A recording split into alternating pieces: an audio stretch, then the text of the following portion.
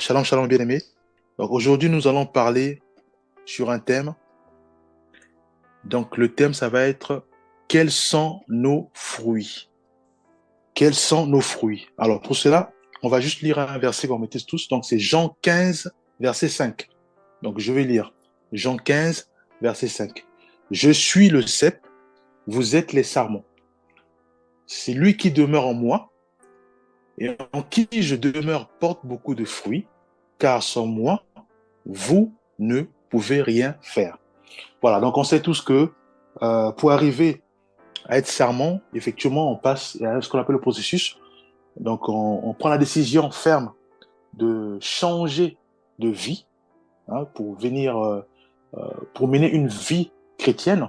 Et à ce moment-là, donc il y a le baptême, il y a effectivement, il y a la repentance, il y a le baptême et il y a la volonté ferme de suivre Christ. Donc de prendre Jésus-Christ comme notre modèle, de manière à ce que nous puissions euh, être comme lui. Donc, arriver à la connaissance de la parole de Christ et aussi à faire de Jésus-Christ comme notre modèle à suivre. Voilà, donc ça c'est le processus. Et après, effectivement, Jésus-Christ va nous dire dans Jean 15, 5 que je suis le cep. Donc ça rejoint un peu ce que j'ai dit tout à l'heure, qu'il est notre modèle. Après, il dit, vous êtes les sarments, celui qui demeure en moi et en qui je demeure porte beaucoup de fruits. Donc on voit que c'est la parole de Dieu. Donc si nous gardons sa parole et que sa parole demeure en nous, donc sa parole prend racine en nous, sa parole commence à ressortir à travers nos cinq sens, à travers notre façon d'être, de se parler et autres. Donc voilà. À ce moment-là, Jésus-Christ nous dit que nous portons beaucoup de fruits. Or, le thème nous dit quels sont nos fruits. Alors, Matthieu 3, verset 8. Je vais lire. Produisez donc du fruit qui confirme votre changement d'attitude. Voyons-nous. Alors, donc là, on arrive à un moment où on a pris la décision de devenir chrétien ou chrétienne. Voilà. Donc, on a la connaissance de la parole de Christ. Donc, on maîtrise la parole de Christ, on lit constamment la Bible, on médite la parole de Dieu. Or là, Dieu nous demande encore de produire. Il dit, produisez donc du fruit qui confirme votre changement d'attitude. Ça veut dire quoi? Ça veut tout simplement dire que aujourd'hui, hier, j'étais par exemple séductrice ou séducteur, hein, c'est-à-dire ceux qui aiment séduire les femmes ou les femmes qui aiment séduire les hommes. Ça, c'était hier. Alors, le fait de suivre Christ à ce moment-là, qu'est-ce que je fais? J'abandonne cet état de péché pour m'accrocher au modèle de Jésus-Christ. Donc, être comme Jésus-Christ, faire comme lui. Donc, cela veut dire que je ne peux plus aujourd'hui, moi, repartir encore de la séduction. C'est ça que la parole dit que produisez donc du fruit qui confirme votre changement d'attitude. Bien aimé. Donc, je ne peux plus, moi, aujourd'hui, faire ce que je faisais avant de connaître Christ. Voyons-nous. Donc, si j'étais colérique, je ne peux plus être colérique. Si je m'enflammais, si mon mari me disait quelque chose ou bien mon épouse, je ne peux plus le faire. Pourquoi? Parce que je veux ressembler à Jésus-Christ. Je veux ressembler à Jésus-Christ. Pourquoi? Parce que le but, ça nous renvoie sur le thème. Le but, c'est de produire des bons fruits, dignes effectivement de la repentance. Voyons-nous, mes bien-aimés.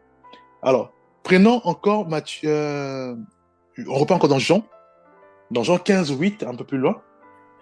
La parole de Dieu dit, ce qui manifeste la gloire de mon Père, c'est que vous portiez beaucoup de fruits.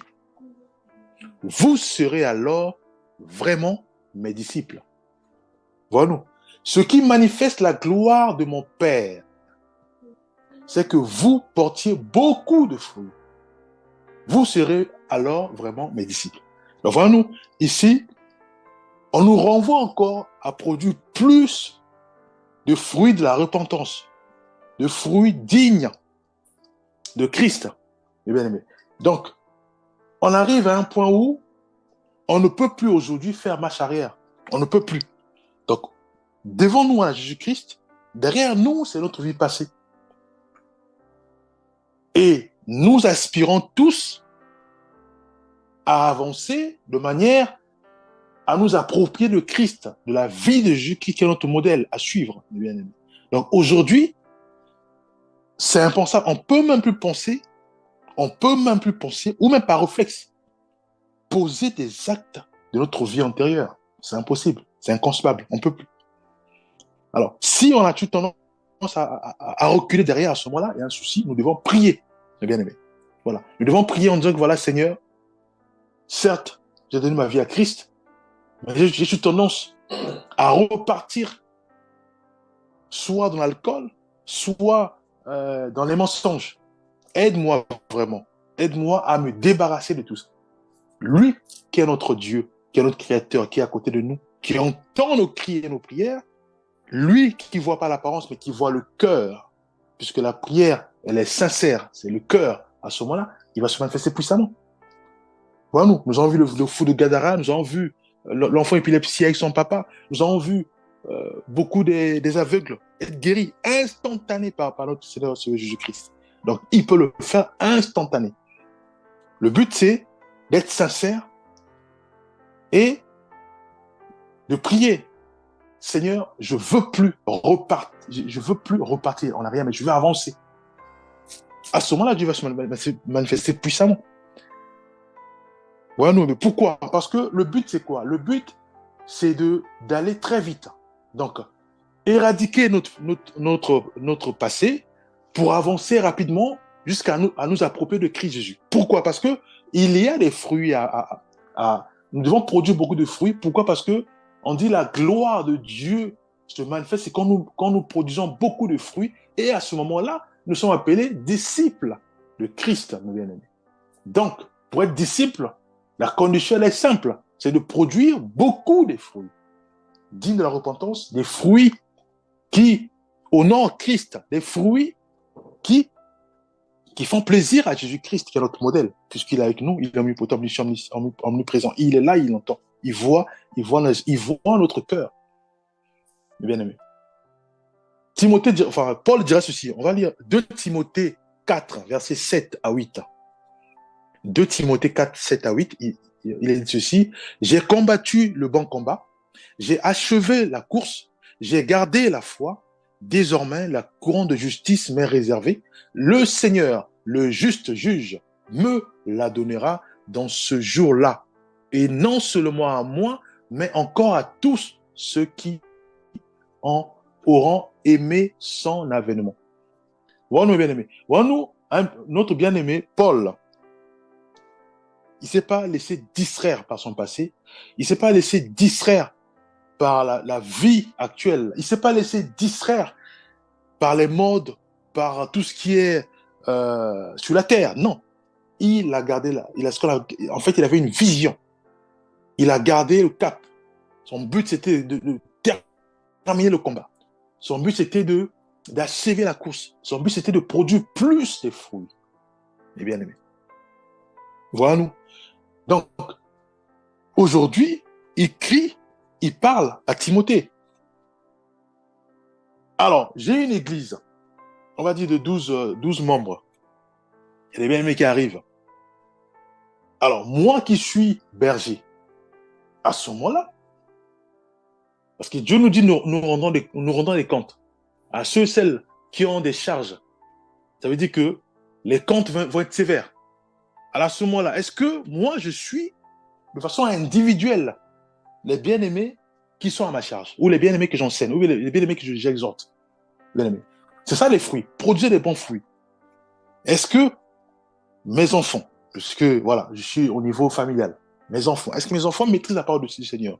Est-ce que mes enfants marchent selon la parole de Christ? Est-ce qu'ils marchent dans l'obéissance à la parole de Christ? Est-ce que mon épouse arrive à prier avec moi? Est-ce que moi, qui suis une sœur, par exemple, est-ce que je parle à mon époux de manière à ce que nous puissions prier ensemble, par exemple? Si on a honte, ma sœur ou mon frère, on a un souci, il y a un problème. À ce moment-là, qu'est-ce qu'il faut faire?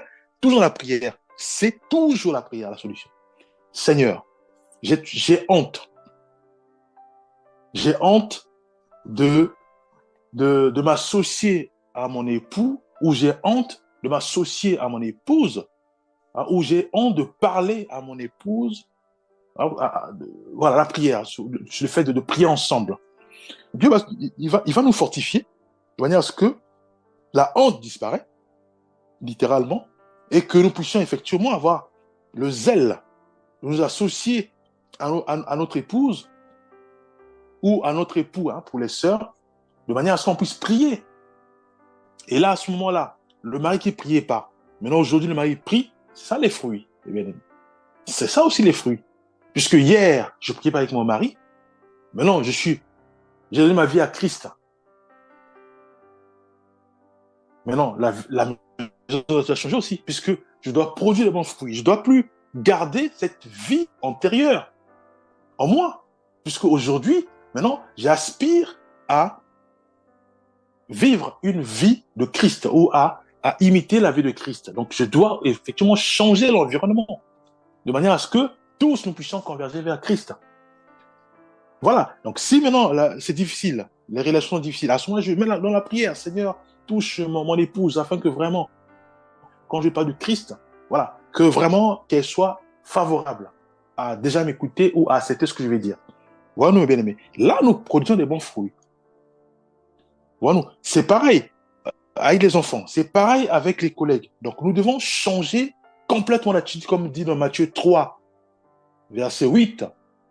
Produisez donc du fruit qui confirme votre changement d'attitude. Donc, aujourd'hui, je ne peux plus vivre comme si je vivais avant que je puisse connaître Christ. Donc, je dois changer l'atmosphère de la maison, changer mes relations avec mes copines, avec mes collègues. Je dois changer complètement, de manière à ce que la prière soit intégrée, la méditation biblique soit intégrée, l'obéissance à la parole de Christ soit intégrée dans nos relations, dans nos échanges, mes bien-aimés. Voilà, nous allons lire un verset. Nous allons lire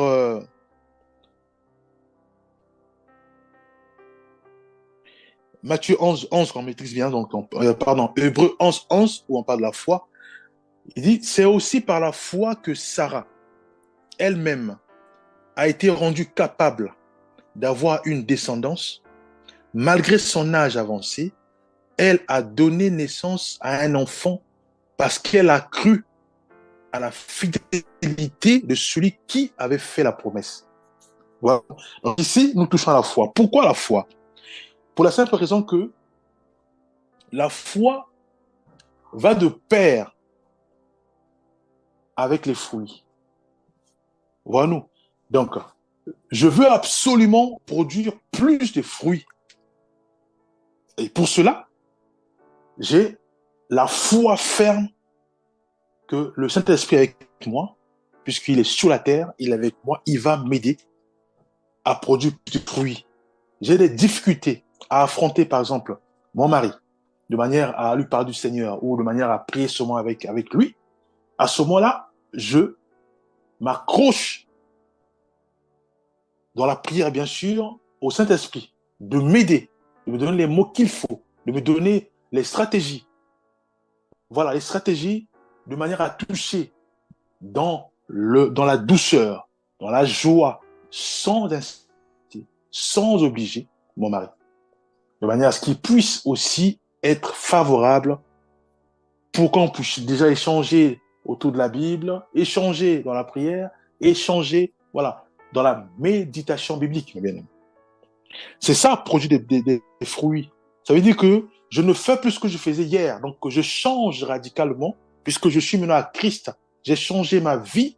Maintenant, je veux automatiquement aussi changer l'atmosphère de là où je suis, à l'image, bien sûr, de Christ. Pourquoi? Parce que je veux absolument ressembler à Jésus-Christ, et comme j'aime mon mari, et je veux aussi que mon mari puisse aussi ressembler à Christ, Jésus, et pour cela, maintenant, je demande au Saint-Esprit de donner les stratégies, parce que je ne peux pas l'obliger, je ne peux pas aussi insister. Donc, c'est au Saint-Esprit de donner les stratégies de manière à ce que l'amour de Christ inonde puissamment mon mari, de manière à ce qu'il puisse venir à Christ dans la douceur, dans la simplicité et rempli d'amour. C'est ça produire des fruits? Est-ce que mes enfants parlent de Christ? Est-ce que mes enfants prient tout seuls? Est-ce que mes enfants, avant d'aller même dormir, ou quand ils se réveillent, ou à l'école, est-ce qu'ils font la prière constamment tout seuls? Si ce n'est pas le cas, nous devons encore prier, Seigneur, aide-nous dans les stratégies. Touche les enfants qui sont devenus un peu, voilà, touche les enfants dans la prière. Le but, c'est arriver à produire des bons fruits avec l'aide du Saint-Esprit. Est-ce que moi-même, je suis façonné, transformé? Est-ce que mes langages d'hier ont totalement disparu de ma vie? Mes bien-aimés. Donc, nous devons absolument faire tout dans la prière, bien sûr, à ressembler à Christ Jésus. Voilà. Donc, Genèse 1, verset 28. Dieu les bénit et leur dit, reproduisez-vous, devenez nombreux, remplissez la terre et soumettez-la. Dominez sur les poissons de la mer, sur les oiseaux du ciel et sur tout animal qui se déplace sur la terre. Une mission simple. Ils l'ont accompli, Adam et Ève. Ils ont reproduit, ils ont dominé sur les animaux. Une mission très simple. On dit quoi? On dit, bon, pour manifester une puissance, une gloire, pour que je puisse me déployer puissamment dans votre vie, il nous dit simplement de produire des bons fruits. C'est tout. Et après, il finit, dit, à ce moment-là, vous êtes appelés mes disciples. Et mais qu'est-ce que nous faisons? Nous, on est entre, c'est la distraction, c'est autre chose. Voilà, donc on est un peu distrait, soit c'est l'évangile de la prospérité, ou soit c'est l'évangile de la terre, ou voilà, donc on commence à maudire nos amis, nos ennemis, voilà. C'est la distraction. Bien. Or, le but c'est quoi? C'est arriver à ressembler à Jésus-Christ. Donc à ce moment-là, c'est notre modèle. On l'examine, on voit tout ce qu'il fait. De toute façon, tout est dans la Bible. Qu'est-ce qu'il faisait? Comment il faisait? Face à ses ennemis, comment il faisait? Quelles étaient ses attitudes? Voilà. C'est ça, mon bien-aimé. Donc, nous devons, dans la prière, avec le Saint-Esprit, aide-nous à produire des bons fruits. Aide-nous à changer l'atmosphère au travail, par exemple, avec nos collègues, à l'école. Aide-moi à ne plus sortir des gros mots, par exemple. Parce que ça, c'est tout que je faisais avant. Je faisais avant de connaître Christ. Je ne peux plus aujourd'hui sortir des gros mots. C'est fini. Voilà. Aujourd'hui, je ne peux plus me chamailler avec mon mari. C'est fini. Ça, c'était hier. Pourquoi? Parce que je veux absolument intégrer Christ en moi, puisqu'il dit qu'il est le cep, nous sommes les sarments. Il veut que nous nous accrochions à Christ. Et une fois accrochés à lui, comme dit voilà, comme il déclare, à ce moment-là, qu'est-ce qu'il dit? Il dit, celui qui demeure en moi et en qui je demeure porte beaucoup de fruits. Voilà, donc, nous devons aspirer à intégrer la parole de Christ en nous, à aspirer dans la prière avec l'Esprit d'Esprit, à déployer cette parole-là tout autour de nous, à travers nos comportements, voilà, nos relations avec nos voisins, nos relations avec nos frères et sœurs, voilà. C'est ça le but, mes bien-aimés. Aspirer à ressembler à Christ. À ce moment-là, si nous aspirons à ressembler à Christ, donc nous prions, Seigneur, aide-moi à être comme Jésus-Christ. Aide-moi à faire comme lui, parce que lui-même, il a dit ça. Vous ferez des choses plus grands. Voilà, aide-moi. Voilà, dans mes comportements, dans mes langages, dans tous les domaines. Bien aimé, l'Esprit de Dieu va commencer à se déployer puissamment dans nos vies, à nous aider. Et à ce moment-là, sans se rendre compte, on va faire le bilan, on va se rendre compte que on a beaucoup avancé, en fait. On a beaucoup avancé, pas avec douceur, avec bonté. On est rempli de joie, on est rempli de patience. On est plus colérique.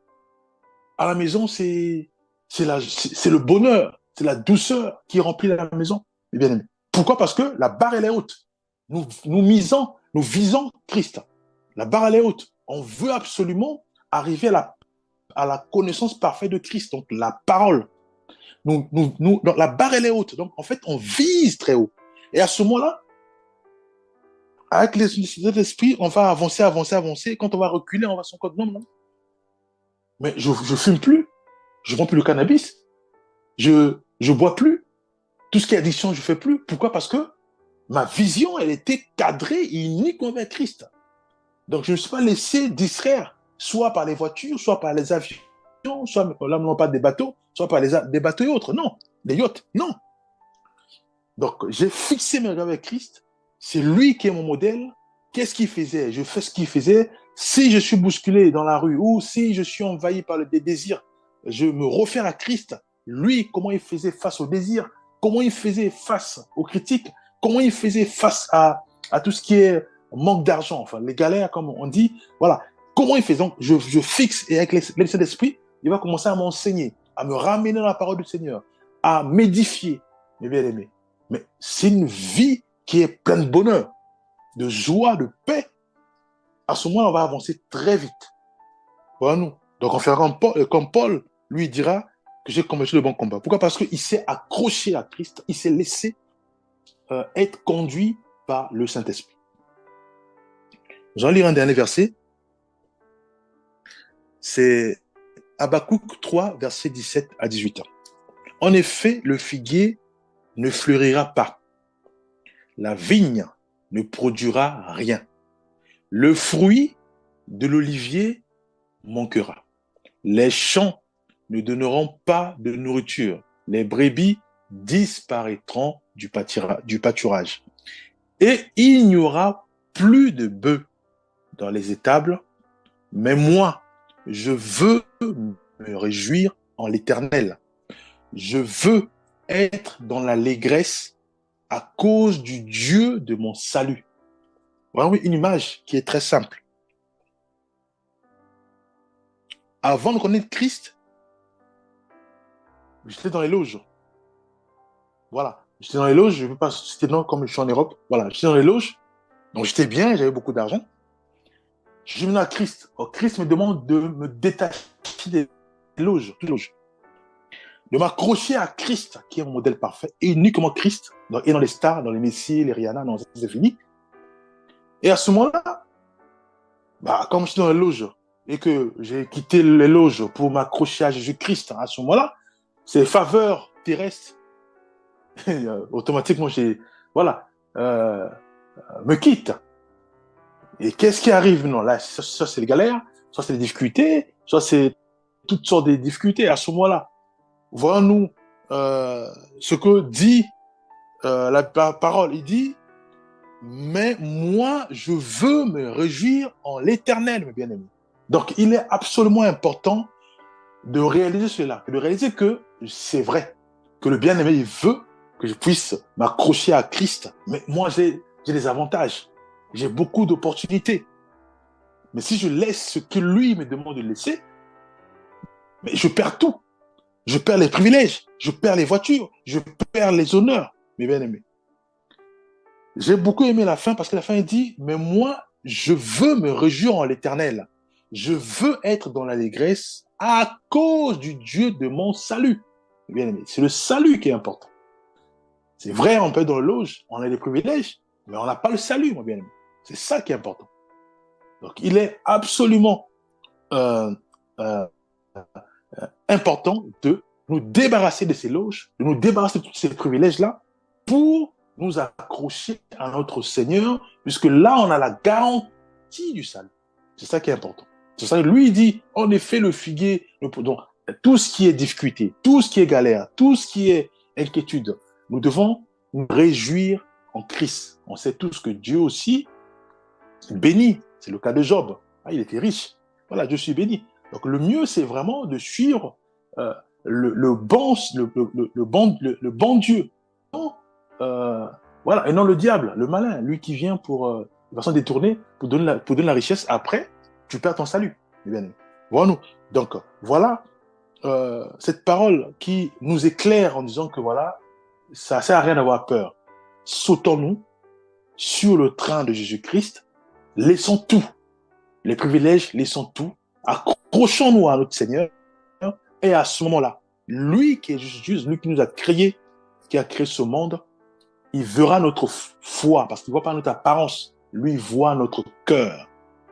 Voilà, donc, le but, c'est ça, c'est de le faire avec un cœur sincère. Que Seigneur, je ne veux pas tenter, je ne veux pas... non, je laisse tout. Je me débarrasse de ce manteau-là, d'éloge. Je me débarrasse de ces manteaux-là. Voilà. Pour m'accrocher à Christ, qui est le cep. À ce moment-là, Dieu verra le cœur. C'est le cœur qui voit. Et là, on va être béni, mes bien-aimés. Voilà ce que je tenais à partager. On va prier. Père, nous remettons ta main à nos vies. Fais grâce, Père, que nous puissions vraiment être dépendants du Saint-Esprit. Oui, Père, nous voulons, avec humilité et foi, te demandons, être dépendants du Saint-Esprit. Aide-nous, Père, à produire des bons fruits. Nous croyons, ô Père, que tu vas nous aider, car ton Esprit Saint, Père, fait un puissant travail sur la terre. Il nous édifie, il nous forme, il nous oriente. Aide-nous, Père, au nom puissant de Jésus-Christ. Fais-nous grâce, oui, à parvenir à la stature parfaite de Christ. Au nom puissant de Jésus-Christ, nous avons ici prié. Amen.